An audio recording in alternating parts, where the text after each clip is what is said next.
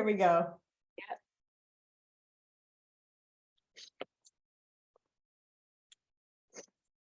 Hello, everyone. Take a minute to let everybody get in and get connected, get their audio. Thank you for joining us today. It's a lovely day here. I'm in New England. Spring is finally here, which is nice. And nice to see you all. Everybody comes on, they're muted, but we're not a huge group here. So if, as we go through today's presentation, if you have questions, feel free to unmute yourself or go ahead and drop anything in the chat, and I'll try to keep an eye on that too. And I'd like to get us on Facebook. Camilla usually runs these, and so she's better at it than I am. So I'm going to just take a minute to do this. And there we go. I think that's okay. Great. So our guest today is, sorry, I'm going to bring up my. Yep, that's all right. Too many windows on the screen. Here we go. Okay. Our guest today is Renee DuChainey-Farkes, and she is has 30 years of school leadership experience in Montessori schools, and she has spent the last 12 years researching the ideal parent experience in Montessori schools. She's currently coaching and consulting with independent schools and leaders on enrollment management, retention and new enrollment, communication, school operations, parent relations and partnerships, and long-range planning. And she's also a senior school consultant and instructor for the International Montessori Council.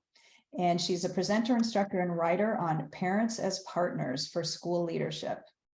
So we're really happy to have you here today, Renee. And I know this is a great topic that I know a lot of school administrators will be very interested to hear what you have to say today. So I will go ahead and let you take it away. Great. Well, thanks so much, Camille. And I'm excited to be here too. I will share, I came on at 1 o'clock. I thought it was at 1 and I panicked because I thought I didn't have the right link. So I'm still coming down from thinking I missed it. But anyway, it's one of my favorite topics. I really believe that when parents and schools work as a team, that the child benefits, but there's also another benefit for the parent, because our parents are growing and learning as parents as well. And I think schools have big opportunities. At the same time, parents could be really challenging. And I know that teachers admit, because I do a lot of PD with teachers who say, I have no idea how to deal with parents. I was trained to deal with children. Why do I have to do this too? But they also understand the benefits. So what I want to do is take you through, for the last 15 years, I've been doing some research on this, particularly in Montessori schools, and asking parents what they need from the school, talking to administrators. So my goal today is to share that data with you. And I love you to put things in the chat. I love you to put your hand up and stop the conversation and have add to it rather than me just lecturing through here. So I welcome all of your thoughts. So I'd love to share this with you, and I'm going to go share my screen, and I'll take you through a few slides, and then I'll probably come back on to see if there's any questions, but please use the chat box. So thanks. All right, so I have a title, Positive Power of Partnering with Parents, because I do think that there's a real positive opportunity through here. I'd love to just begin by saying briefly that, I think that this experience with parents is very much about improving student learning.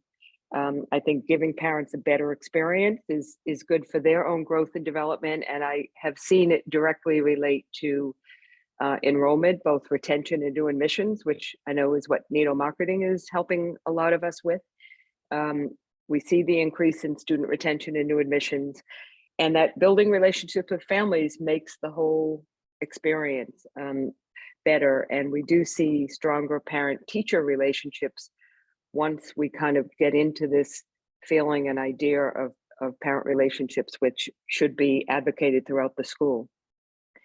A little bit about me, I mentioned that I did do extensive research, so the information I'm sharing with you is really coming from my research. It's not just magazines I read and things I think are true. It's really actual authentic um, comments from parents and schools. I had the good fortune in 1819 to go on a sabbatical, and I visited 65 schools around the world, all Montessori, and did more of this research with them. So so I'm looking forward to sharing that with you now. So Maria, I think we all know that Maria Montessori never underestimated the role that parents have. And I don't know how many of you know about this little booklet, the Montessori series. It's called Maria Montessori Speaks to Parents. And I just got this about a week ago from a friend. And I had never seen the articles that she had written before. And this is some of the things she said, that there's a great need. And this is way back when she said this, right? There's a great need on the part of parents to be as knowledgeable about child development and the essence of Montessori education. And I think all of you as teachers and administrators can agree that the more parents understand child development and Montessori, the more they'll understand what we're doing and how the system works at our schools. Parents and teachers need to work together because it's the same child, right? The parent knows the child really well from the perspective of the home and has been with the child since birth, and teachers know the child from a different perspective in the classroom amongst his or her peers. Students are best supported when parents and teachers are a team. Schools need to involve parents, and that there's great value of the homeschool partnership. So these four bullets have come out of some of the articles I've been reading about what Maria said back then. And here's a little quote she said: "Your little sons and daughters are men and women in the making. You will see over the years how the secret of their childhood grows into adult firmness, character, and fine independence." Oh, okay, and here's just a quote that I have used in the last couple of years that directly came from Maria Montessori, and basically says, I had it translated because it was in Italian. "Let us place the school in the home. Not only that, but let us place it there as collective property, and let us place under the eyes of parents the entire life of the teacher and the accomplishment of her mission." Now, I think the use of collective property is an interesting use of words. And I think what she really meant by this, which isn't as practical as we'd like to think it is that she actually felt that when a parent brings a child to school, they should have a few-minute conference with the teacher about what the night was like, what the day was like at home, and that when the parent picks the child up, the teacher should talk about the day. Now, of course, we can't do that, right? But that's how much she felt like the connection between the parent and the teacher was important. So from this research that I had conducted over the last 10 to 12 years, these were the concluding factors that we learned, and they're probably not going to be super new to you, but they are confirmed from the words of the parents that they are in an age of fear, worry, and anxiety. And we know that COVID has exacerbated this. Parenting is probably the toughest job anyone can take on, that they worry all the time. And now, you know, with the COVID situation, there has been more concern about, is my child going to catch up and things like that. And I think we know as Montessori, yes, they will catch up. That parents feel overwhelmed, overpowered, that they need clarity on what is right and wrong. And I'm going to assume that you see that in your school, where a lot of parents, you think, why don't they have the answer to that? But they really don't. And they're looking for you to tell them. That they feel challenged by setting boundaries and limits with their child, that they have a lack of confidence. We know that there's no parent training. Even teachers are telling me that we don't have a chapter in our training about how to work with parents, and so are administrators. There's a lot of information out in the bookstores about how to be the best parent, but it's 100 different versions of it, right? And parents really are challenged to go read those books and try to figure it out. That it's also, their parenting is wrapped up in their self-identity, which was very interesting finding from my perspective, is that parents believe that their child portrays how good of a parent they are, which if you stop and think about that, that's kind of sad, right? that when a child might be struggling or having some needs in school, and we talk to the parent takes that as an immediate reflection on them and on their style of parenting. Good intentions, parents, we coined the word "my precious child" because from all of this research, we couldn't believe how almost every statement that the parent shared back with us, they would be talking about their child. So they're very concerned and worried and want to do the best job they can as a parent. It says they'll be the best parent for their precious child. They also talked a lot about wanting to give back to our schools, which I think gives us an opportunity if we can build strong partnerships with them. And they want to be set up for success, right? They want to understand how their child is going to grow and develop, what they need to do at different stages in order to help the child be the best they can be. So children learn best when parents learn with them. I probably won't go through a lot of this. I'm sure that everybody on this webinar believes that school family partnerships are really, really helpful to the child, to the school, and to the parent. They're not the easiest thing to develop. So here was some quick, these next 2 slides will present some research findings that really turn my thinking around. Is I believed as a head of school that the child was a customer. I thought all our focus was supposed to be on the child. And I think about my first 10 years running Kingsley Montessori, I don't think I ever thought about the parent's experience. It was really about the child. And then the next one was, are the faculty okay? What do they need? So what I now know is that the parent is the customer, because if the parent isn't happy and feeling connected in the school environment, there's a higher chance that they're going to go to another school. What I used to think about the child, it was about the child's learning only. I now know it's about parents learning as well. And parents told us they really wanted to learn about this child development. They wanted to learn about Montessori.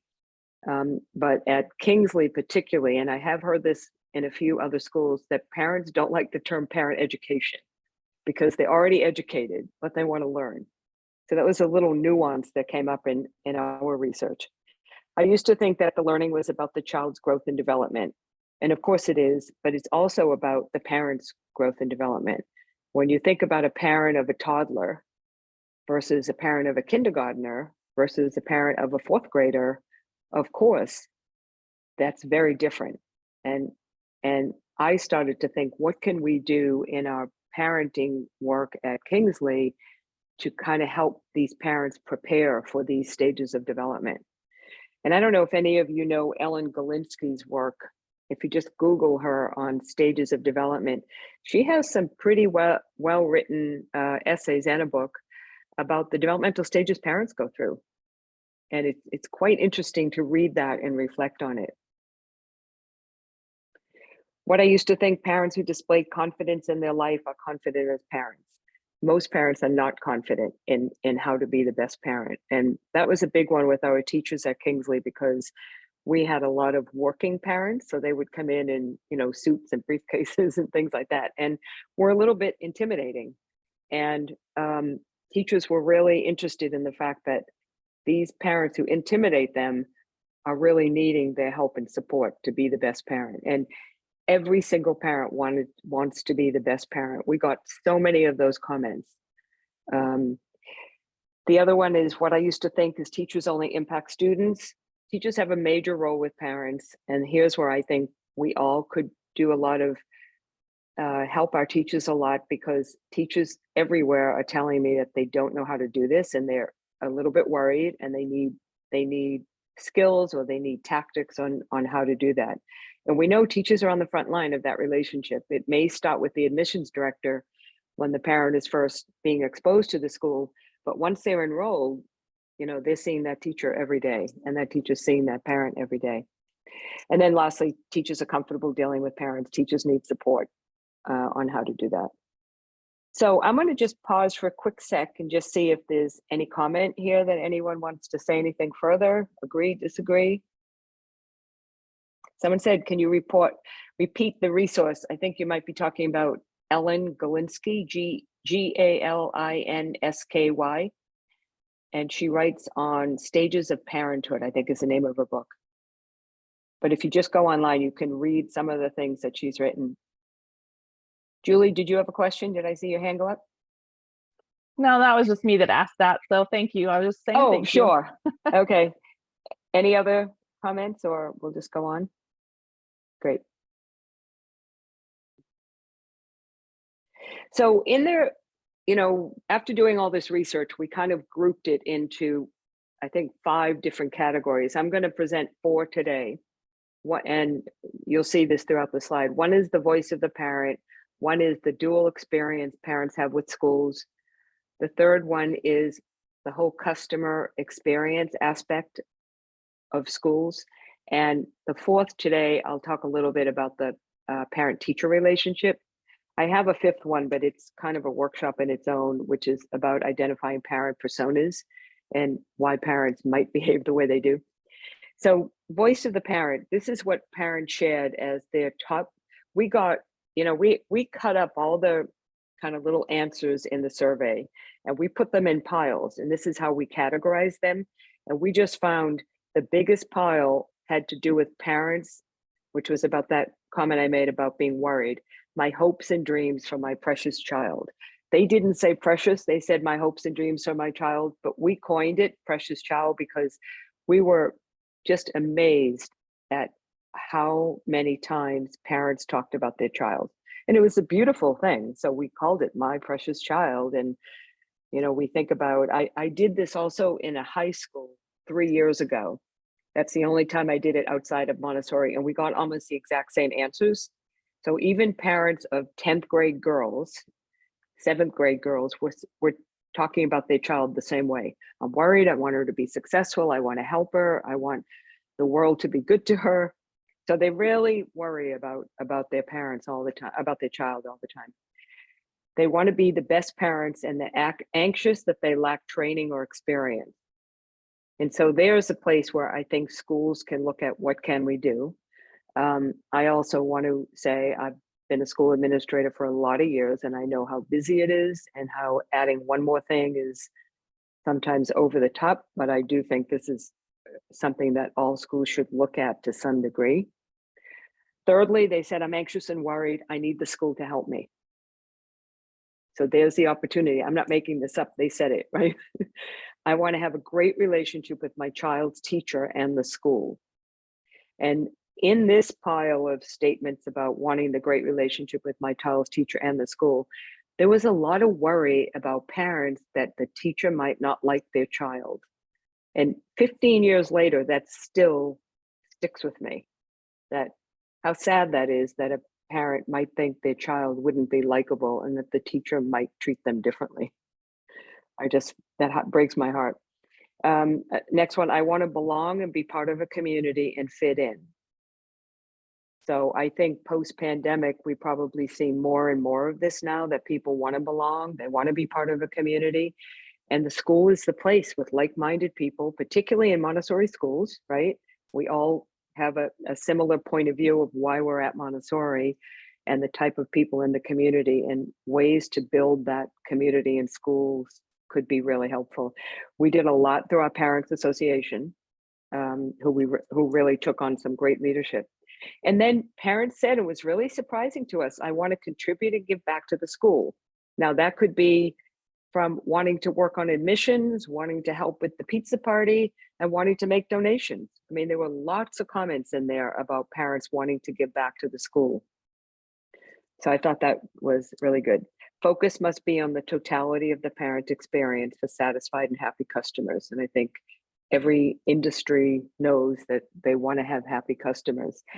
So sometimes when I do this presentation, we have a lot more time, but I will still share this question with you that might be helpful to bring back to your schools if you want to just open a conversation tomorrow at lunch and say, you know, I saw this presentation. What can our schools do to hear the voice of the parent, to validate and support their needs? Normally, if this was a couple hours, we would go into breakout and try that and then share, but we're not. Parents as learners, I mentioned that before. Students learn best when parents learn with them. I think we all know that. Some of this is a little repeat. I won't go through it all, but parents do want to be the best parent. Parents and teachers have equal but different roles, right? Parents need information on child development. Maria Montessori said back in the early 1900s, they need to understand child development so they can understand Montessori. When a parent is learning, they feel connected. So whether it's having meetings where you have teachers present something small and then just open the conversation, or it could be as robust as a parent speaker series, coming in and talking to parents about some of these concerns. And, I think this next one, parents can support student learning in the right way when they feel connected. And I think that's more true for us as Montessori schools, because the more the parent understands what we're doing, why we're doing it, how we're doing it, and how they can do that at home, then the more connected Montessori is, right? And we hate to think that these children have this great experience in our classrooms and schools, and then they go home to this highly traditional family, right? Which kind of doesn't support what we're trying to do of independent self-direction. Gonna go back one to make, no. Okay, I lost myself here. Okay, sorry. Parents want to give back. Okay. So that's the voice of the parent. That's what they told us. That's what they want. So I think that there's a lot there for every school to think about and choose one piece, or look at your school and say, could we do something here different? The second finding, which I would say was the most profound for me back then, that the dual experience parents have with our school. I honestly never really thought about the parents' experience at the school. And what we drew from the data was that the parent experience and the student experience are together and separate. That the parent with the student experience is, my precious child, is my child happy at school? Does she have friends? Does she come home and feels that her teacher loves her and that she's learning? And that's all how they measure, is this good? But then parents have their own experience with schools. And through the research, because at Kingsley, we actually went back and had parent groups and break this down for us and help us understand, what does that mean about your experience? And we learned from them that their self-identity is wrapped up in their child's growth and development. And to the point that parents would say, if my child doesn't do well in school, that's a bad reflection that I'm not doing something right. Or if my child misbehaves, then the teacher must think that I'm not a good parent. I mean, they literally said these things to us. And that brings a lot of sympathy and empathy to me, to think that parents are that worried about what's happening at school and the power the school might have over them. But that also, they're not that confident in their parenting. They're not sure, right? So it reflects on them. And I think that's just such a golden opportunity to bring parents in and get them more involved in the issues we want them to learn about, so that they walk out feeling like, I'm learning all the time. I am way more than I was before, because I'm learning with the school now, and I love the school and I need the school. So the focus must be on the total experience. So the question that I pose to schools to bring back is to say, what can our schools do to support this dual experience? And I would tell you that you'd get a group together in your school, and I bet people would come up with great ideas. But the other thing I would also recommend is bringing it up at a parent association meeting and hear from the parents themselves. Like, just say that you saw this in a presentation. What does it mean to them? What is your experience with the school? What is it now? How could it be better? And, sometimes heads will say, I don't really want to open that question. And I say, yeah, but you always have the final say about what you're going to do and what you're going to change. So I think it's really worth doing that. So the third topic is one that isn't reframing the parent experience in schools. And this is really about the customer experience. And I think if anyone here is in admissions, they would probably say, yes, I agree with that. And that that the first time any parent comes to your school, whether it's a phone call, an email, a stopping by, that begins the relationship. And whatever experience they have tells them to continue or not continue, right? And then it grows and develops through the admissions process. And then it gets put on a lot of the teacher's shoulders as they enroll in classrooms. And so if you look up or Google, I would ask you all to do that the next couple of days, customer experience in schools. I think 15 years ago, you wouldn't have found anything. You will find so many articles now about what schools are doing because everybody is thinking about the customer's experience because we, I think in the last 10 years, we've had way more enrollment issues than we had before. And that we also know that once you have a child in a school or a family, you don't want to lose them because it costs a lot of time and money to replace that student. And that none of us want to have empty seats and, probably don't have all our seats filled. So thinking about the customer experience, I think is another really healthy conversation to have with teachers and admin. And I will say that I did more of this with admin in the beginning. And when I started involving teachers, we got some great ideas from teachers. So I think it's a teacher conversation as well, or a mixed one, right? So I won't kind of go through all these, except we all know everybody wants a red carpet experience, right? So, looking at the whole admissions process, how do we, welcome parents when they come in? How do we do this? How do we do that? And, I know at Kingsley, our admissions process evolved into a lot of our class parents and people doing the tours. We eventually stopped touring as administrators and we let the parent ambassadors do the tour because we found that parents want to be with parents. And that, of course you have to have a happy parent doing the tour, but that's who's going to volunteer. And when a parent speaks to another parent throughout the tour, there's a far more powerful impact, I think, than when just an administrator does. Because they know we're saying the same thing to everybody. So anyway, the question there, to explore would be, to sit with the group in your school and say, what is the parent experience in our school? How would we define it? And see what comes up. You may have a great parent experience already going on in your school. So I also don't want to assume that you don't. So a couple of these quotes are, the purpose of a business is to create a customer who creates customers. Of course, that's word of mouth marketing. You have happy parents and they're going to tell their friends, right?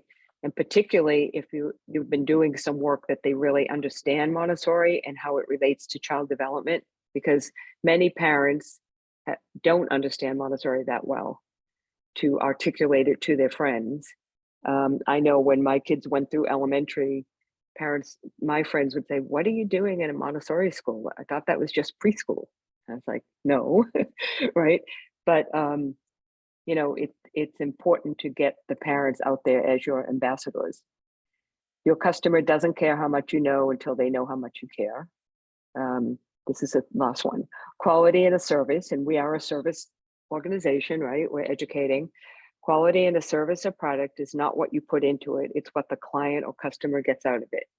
So if the parent has a great experience, they're going to, because of their precious child and because they want to be the best parent, they're going to tell their friends. And they're going to be indirectly saying, I'm in the best school. I made the right decision. This is fabulous for my child. I feel happy. I feel good, right? What parents want for their child, won't go through this one again too, but they want them to be safe. They want them to be nurtured. They want them to be embracing lifelong learning. They want them to be independent, respected, have friends, have the best teacher.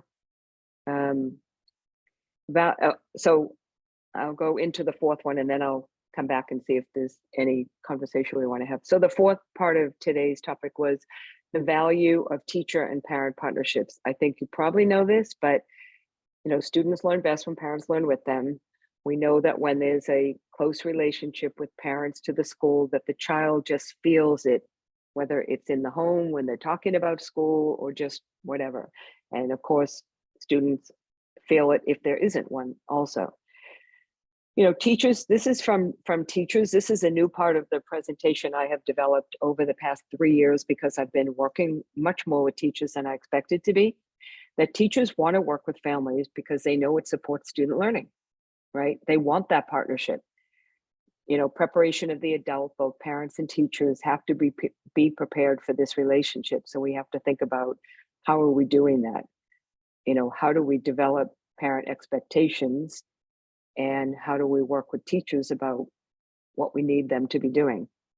The value of the homeschool partnership is universally accepted as good. That in the whole educational world, everybody says it's better to have that partnership than not have it, even at the college level. Families want great relationships with their child's teachers. I think I had mentioned that earlier. Homeschool partnerships are not always easy to promote or maintain. It definitely takes perpetual effort to build bridges between homes and schools, and they're not all the same.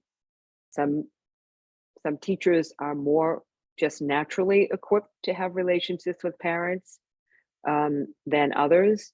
Some parents don't really know how to have that relationship. They just want the product, and they don't know how to have that conversation. And a lot of times, some of this is related back to what was the parent's experience, and we don't know, right? Teachers are on the front line for building relationships with parents. That's why I think this is so important now, is that they're really the glue that holds the home and school partnership together. Fundamentals of successful teachers and partnerships: strong communications. Parents need to understand school expectations. I think a little bit later, there's a quick slide on, I think I find schools that get a little bit worried about this and say, well, parents are going to think that anything they want, we're going to do if we're in partnership. And I'm like, no, that's not the way it is. But you can develop a charter that actually says, this is what our expectations are from parents. And we do it in classrooms. We do it in the Montessori classroom, right? We do it at Kingsley. We did it amongst the teaching staff to say, how do we want to treat each other? How do we want to be? There's no reason not to be able to do it through the Parents Association or through your enrollment. Teachers have mixed, and I can say a little bit more about that. Teachers have mixed feelings about their work with parents. That 80-20 or 90-10 rule. It just takes one parent who's difficult and it intimidates teachers, right? And you will have that one difficult parent, right? Teachers need to be supported to expand their skills. The dual role of teachers and parents for the child. The teacher is the expert in the learning, but for the parent, this is about my child. And as I mentioned before, it's about my precious child. So don't say anything bad about him or her, because this is my child, right? And then further, it's a reflection on me as a person, as a parent. But then the teacher, is not only about your child. The teacher is about all the children, and has to be. So there's some challenges there on how to do this. So it's I don't want to come across like I say it's really simple to do, because it's not.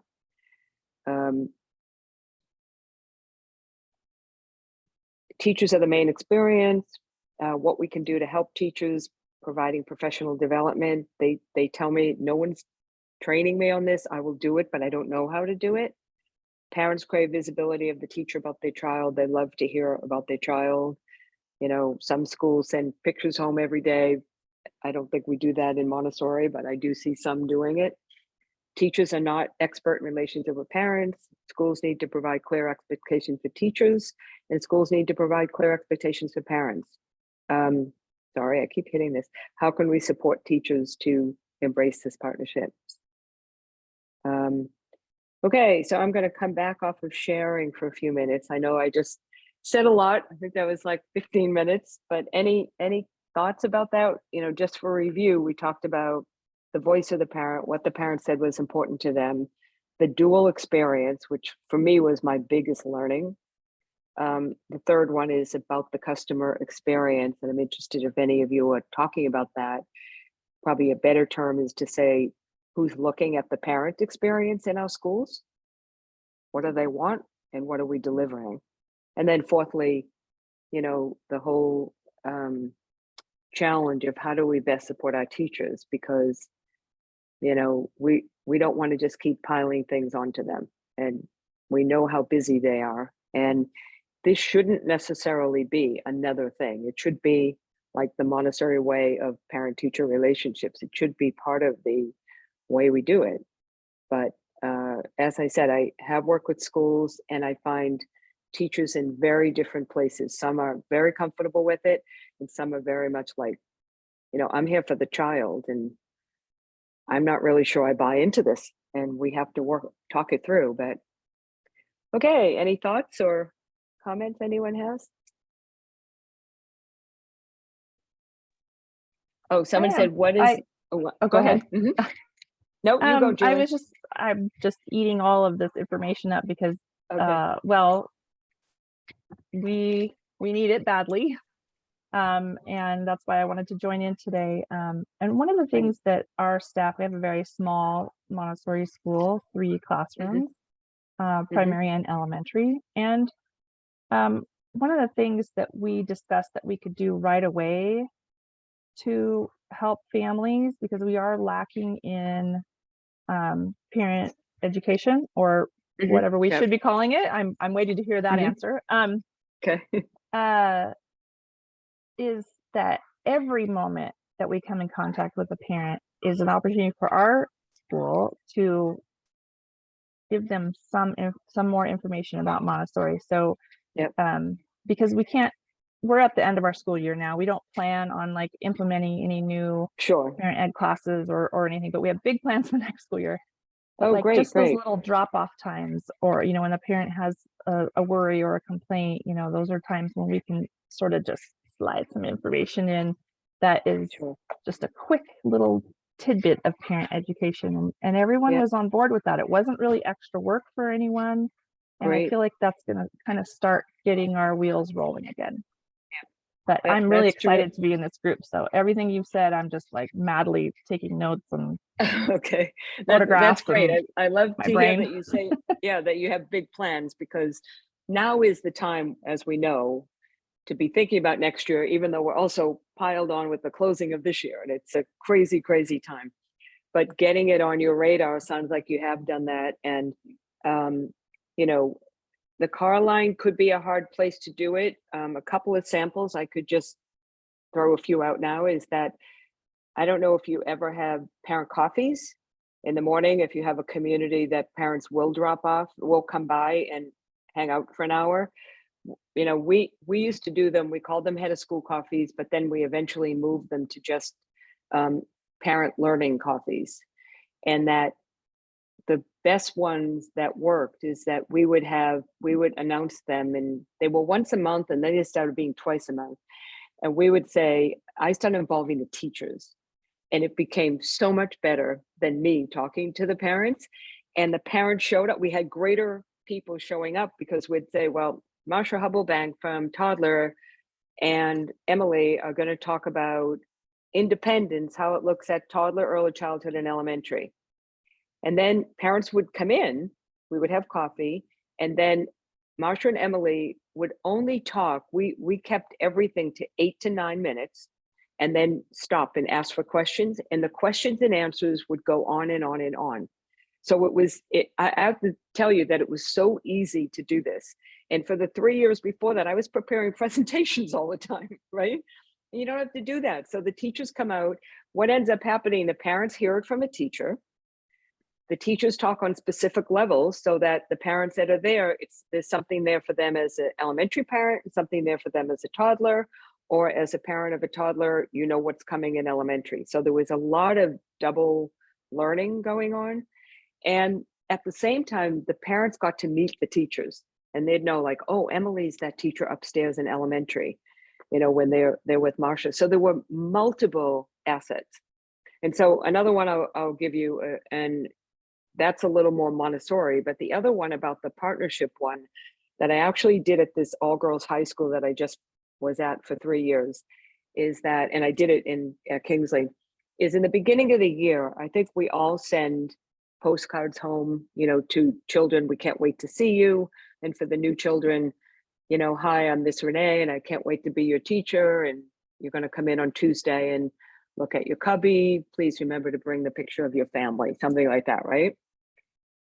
We started doing notes to the parents to say to the parent, hi, I'm Miss Renee, and I know, Julie, you're a new parent in my class, and I would love to set up a 20-minute Zoom with you before the first day of school. We did this 2 weeks before school, because we were always in for 2 weeks. And the parents they were literally shocked, saying, the teacher wants to meet me. And that was, if you think about the customer experience, that's a really warm, wonderful feeling, right? But we also gave the teachers 5 questions to ask and generate it. And we also told them to keep a timer on 20 minutes because, these could go on for 2 hours. And if that happens, the teachers don't want to do it. And that the 20-minute would buzz and, I would say, oh, Julie, I'm so sorry. I have to go to my next parent, even if I didn't have to, right? Just to keep it to the 20 minutes so that we could be true to the teachers and not over, but just asking them, tell me a little bit about your family. How long have you been at the school, or where were you last year? What's one of the highlights of your summer? What's the one of the things that you're most excited about for your child's growth and development this year? Is there anything you're worried about? And then lastly, we would say, is there anything going on in the home that you want me to know about, even if it's confidential, right? And, during pandemic, we learned a lot of things about sick grandparents living in the home, and it was just great to know. And then we always had a last question of, how's the best way to communicate with you? Is it email? Is it telephone call? Whatever. And then the best way to communicate to me. And of course, teachers would say, I need 24 hours to respond unless it's an emergency. And if it's an emergency, please put my director on as a CC. But that started working incredibly well. And right there, you're breaking down that barrier, and the teacher's coming in for the first day and feels like, I already know you. I was on it, and you could do this by Zoom, right? Because Zoom, there's a lot of benefits we have from Zoom, right? This is when I wouldn't do this in person because I think it's just too taxing for teachers and the in and out, but teachers can do this from home, right? And they can figure out time. So I'll be quiet. I hope that gave you an idea. So somebody said, can you please, repeat the resource? That was Ellen Galinsky. And what language do you use? I know. At Kingsley, we just had a title, Parents as Learners. And we had a couple of things that we used at Kingsley. One was Parents as Partners. And so in the lobby, we put a really awesome, we had it made, sign on the wall, Parents as Partners, so that parents would know we're in partnership with you, right? It's in their face. It's around the building. We also put in Parents are Learners too. And then we put pictures of like a parent, maybe from a parent-child visit day, and maybe a picture next to it of parents at a lecture series or one of these head of school coffees. So a parent could say, oh, look, this is a community where the parents are all sitting around. Because you want to put, from a marketing point, you want to put in front of them how you want them to see who you are. Because sometimes words are just too many words, right? I have a question, Renee. Oh, hi, Wally. How are you? I'm doing fine, thanks. I just want to ask you in terms of improving the partnership and experience with the parents. Do you see that as doing it in a one-to-one this thing with the parents, or in a group event, or both, or what are your thoughts on that? Well, you mean like laying it out, announcing it, creating the commitment? No. What I meant was that, for example, maybe setting an appointment with just maybe a 15-minute appointment with one of the parents, and just sitting down with them and having a chat about how things are going and what the issues are, what the concerns are, and doing it on a one-to-one basis, right? Or Yes. basically having an event and say, okay, Yep. we'll meet, let's say, X number of parents on a certain Yep. date, and discuss that with the group. So yeah, so there's a whole process around it, but it's a pretty natural process. And if you think that you're opening school in September now, right? Let's just look ahead to next year. And I would think in your opening letter to parents, we'll welcome you back. We're excited. Here's a new teacher lineup, blah, blah, blah. And say, I want to share also, a big goal of the upcoming year. And it's called Parents as Partners. And this is why we think it's important. And maybe a little bit about what it might look like. And that please join us at the first parent association meeting because I would love to talk about it with you and give you more details. So right then they know. Then they come in the building, and if you put a sign up, parents as partners and parents are learners, and something about teachers and children, you know, so that you've got a couple of school related topics, so it's not just one sign. And then I think every time I spoke to parents, I would always bring it up. I would say, hi, so glad to see all of you here today. If it was an event, you know, this is part of our partnership with our families that we love when you visit the school and come in and see, you know, the children's play or whatever it is. I would always do that in the beginning. That was my 2 seconds, and then turn it over to teachers. And when a parent would come in, call up and say, I need to talk to you, I have an issue, they would come in and I would say, hi, you know, as part of the Parents as Partners, I'm really glad you reached out, even though I have no idea what they're going to tell me. And usually it's not such a positive thing. But you couch it right away in the beginning, frame it is a better word, frame it. And it also puts you at ease, because if the parent says, you know, I just lost my job, I can't afford this, you'd say, oh, you know, thanks for sharing. That's, you know, part of what this partnership is about. You know, when you're able to tell me something confidentially, I feel so bad. Tell me a little more about what happened. How can we be helpful? And then obviously let me, you know, talk to my board or my business manager and see what we can do. If there's anything whatever, but you constantly use those terms. And I think those terms help the parent, and they also help you prepare for something. And I would say it a lot to parents, just in my opening speeches. And, you know, I'll give you one, it's a little bit of a dire example, but it will take 1 second. Running the all-girls high school, you know, is very different than running a Montessori school. And that lots of things happen in high school. And one of them is a lot of girls cut, right? You've heard of that, right? I had a parent call me, send me an email on a Sunday night and said, hi, you know, I'm so-and-so's mom. It sounded like a really happy email. I'd love to stop by tomorrow or Tuesday morning because I want to chat with you about something. I think because you keep saying Parents as Partners, I should share this with you.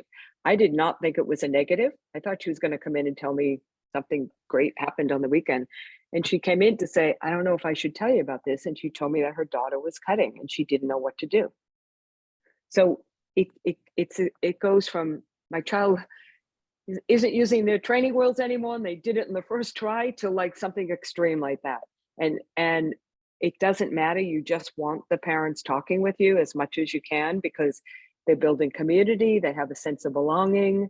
You know, we always say, how do we build trust in our parents? Well, we've got to be open to these conversations and be welcoming, right? And if anything happens in school, and I would say to the teachers all the time, if something's happened and you're not comfortable calling the parent, come down.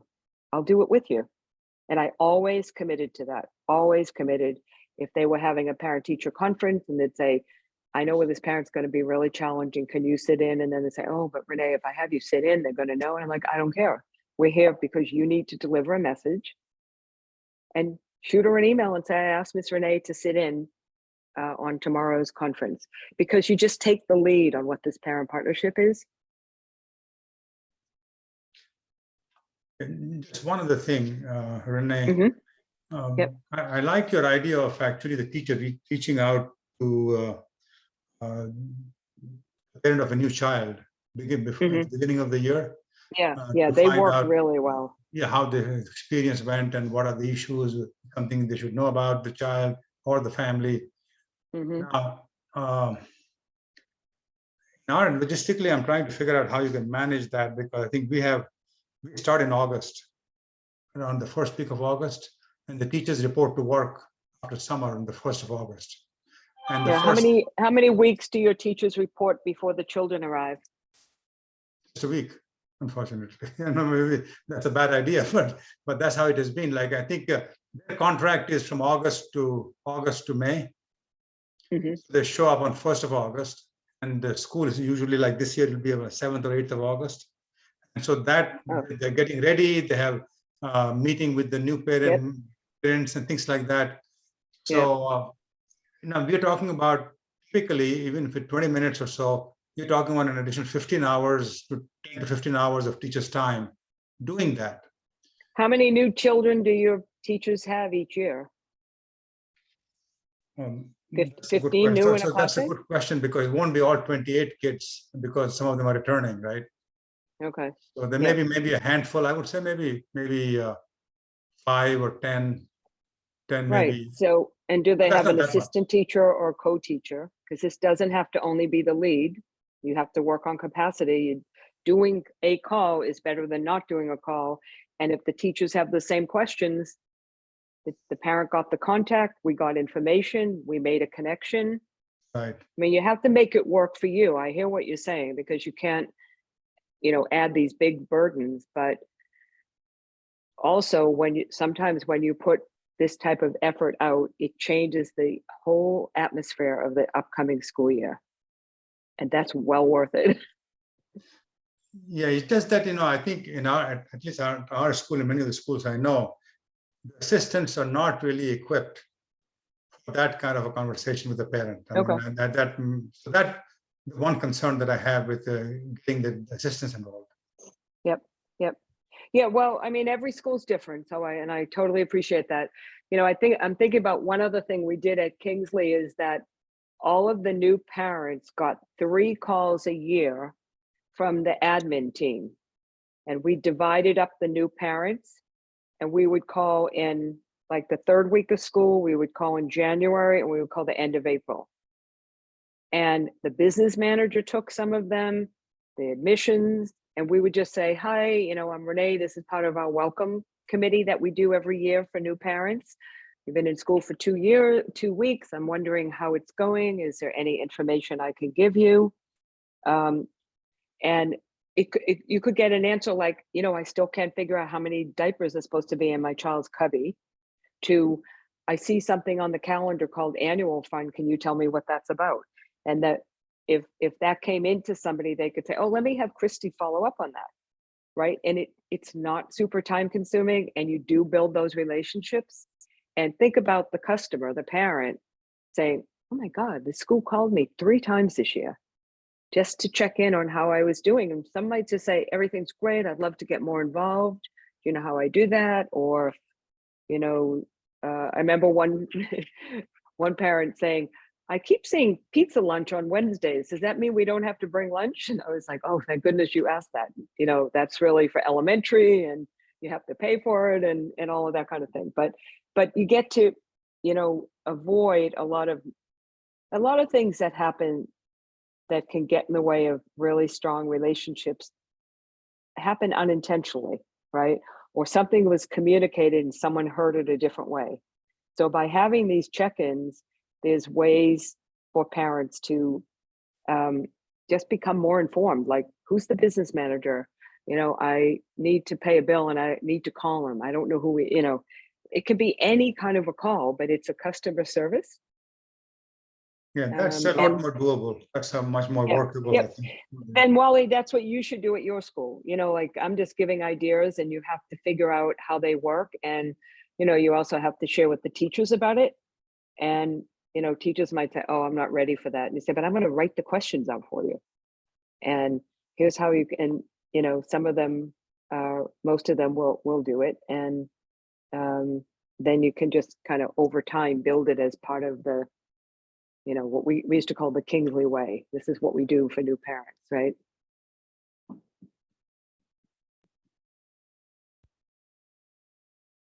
So Margaret Henry, hi Margaret, said, wonderful ideas. I really appreciate your presentation. I took down your email. If I have any questions, I also want to contact Elizabeth Slade that you have suggested to the MSM Zoom. Oh, you were on the Zoom the other night.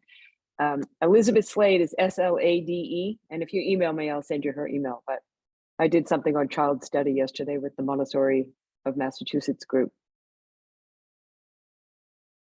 So any other, comments, reactions, questions?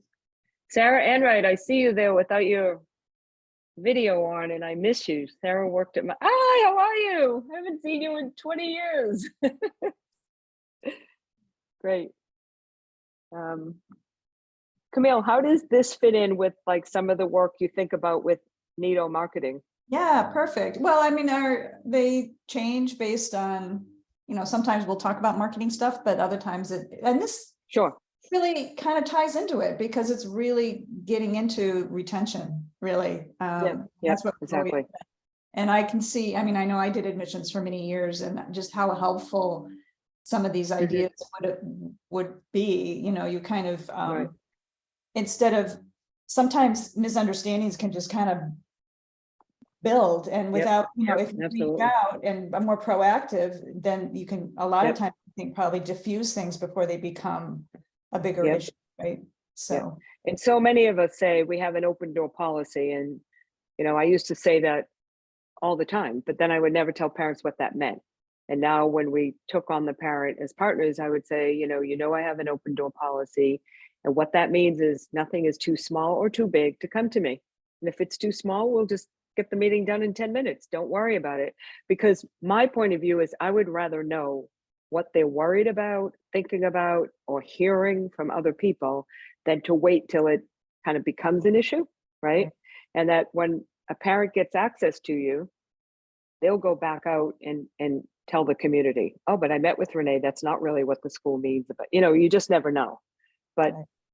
everybody wants, if I have a problem, I want it in my face. right. One, I wanted to just comment, one little thing that I learned a while back, that just, you know, changing how you say something. You know, I used to Yeah. say, even on emails or in person, let me know if you have questions, or, Yep. but now what I say is, what questions do you have? That's awesome. So it makes it Yep. completely acceptable. No question is stupid, and you don't need to say there are no dumb questions, you know, like our That's teachers right. always That's told right. us growing up. But when Yep. you make Yep. it so welcoming, they just hammer you with the things that maybe weren't clear, or It could something be you as little as that one of the calls I did on those welcome calls wanted to know how many diapers are we supposed to keep in the cubby. I was like, you know, I just helped this parent on something that was so not on my radar.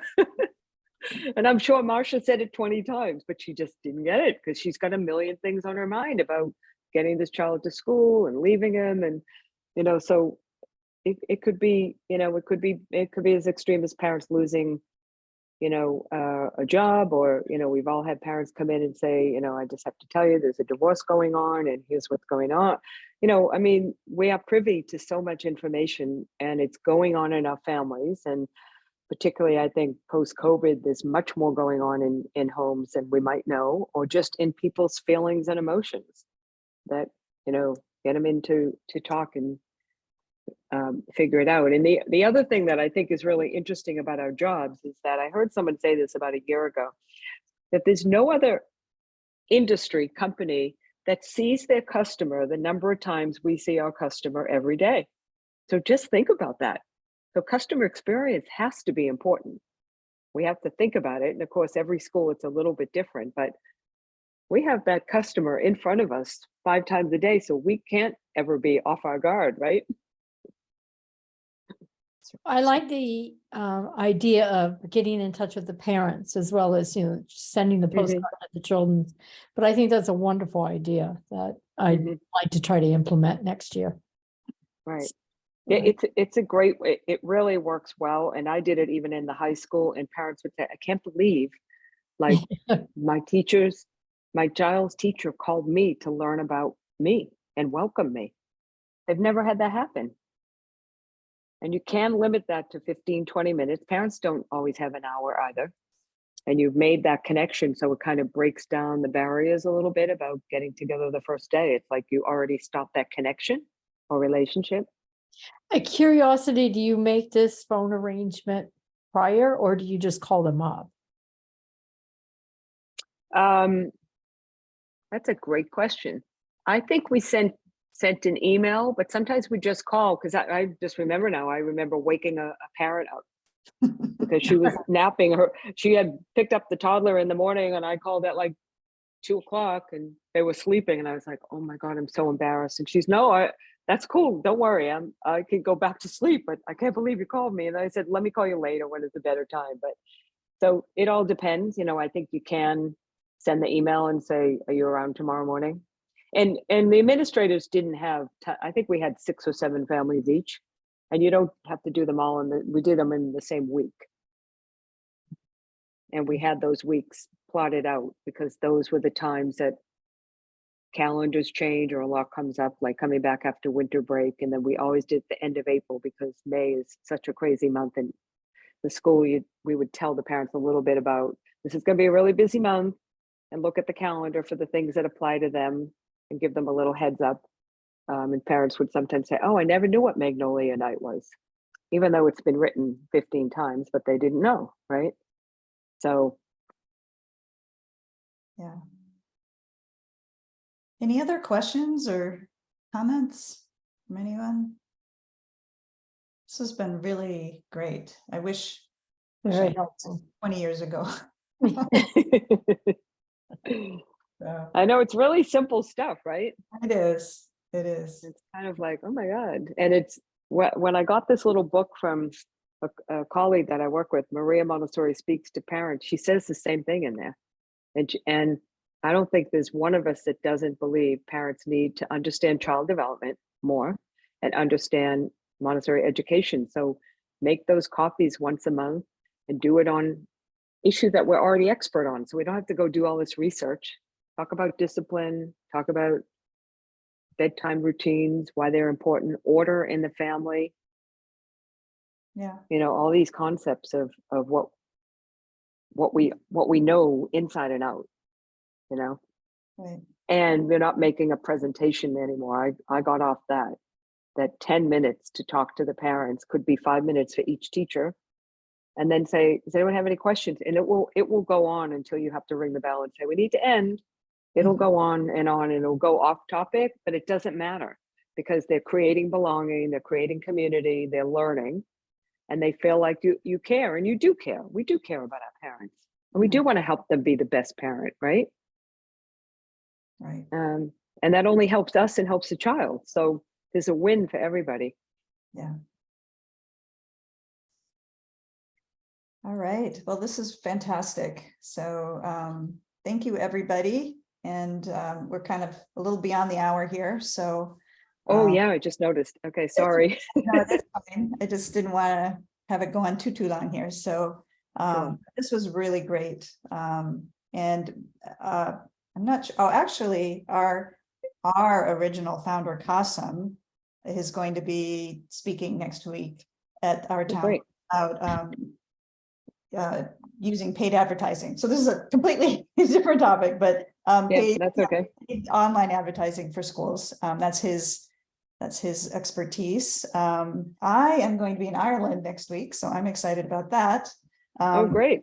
And Camilla is in Portugal now, so that's why she's not here. So anyway, we really appreciate everybody spending their time with us. And thank you so much, Renee. We really appreciate your time as well. Great, thanks. And this is great work you're doing, so keep it up. I was so excited to learn about it a couple of weeks ago. Oh, good. Because everybody has to talk to each other. We've got to keep learning, right?